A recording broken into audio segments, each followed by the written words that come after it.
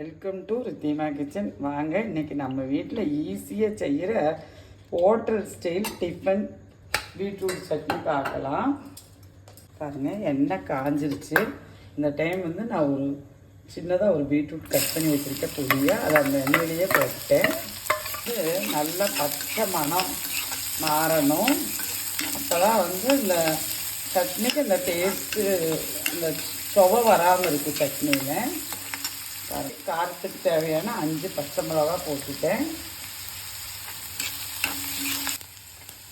ஒரு கொத்து மல்லித்தலை, ஒரு கொத்து கருகாப்பில், அதுலேயே ஒரு 8 சின்ன வெங்காயம்,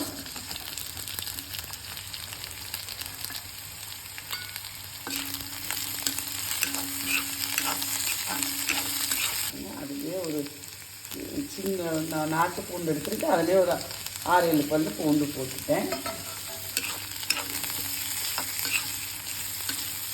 இட்லி, தோசை, சப்பாத்திக்குமே விருப்பப்படுறவங்க வச்சு சாப்பிட்லாம். இந்த டைமே எல்லாம் பாதி தான் வெந்திருக்கு. ஒரு தக்காளி கட் பண்ணியிருக்கேன், அது போட்டுட்டேன். டைமே இவ்வளவு புளி அது போட்டுறேன். இது டிஃபன் சட்னி. சாப்பாட்டோட சட்னி ஆல்ரெடி நம்ம சேனலில் இருக்குது.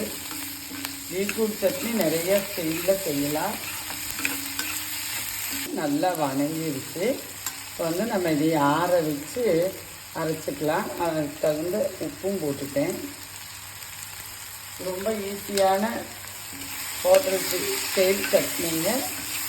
வேகமாக செஞ்சிடலாம் டிஃபனுக்கெல்லாம். நம்ம மிளகா சட்னி நிறைய வெரைட்டியாக நம்ம சட்னி செய்வோம் மிளகா. இப்போ இது ஒரு நாளைக்கு செஞ்சு பார்க்கலாம். செஞ்சு பாருங்கள்.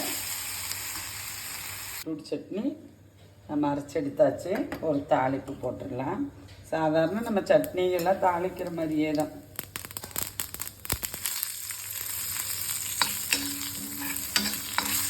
நம்ம வீட்டில் தோசை கூட சாப்பிட்லாம். நன்றி, வணக்கம்.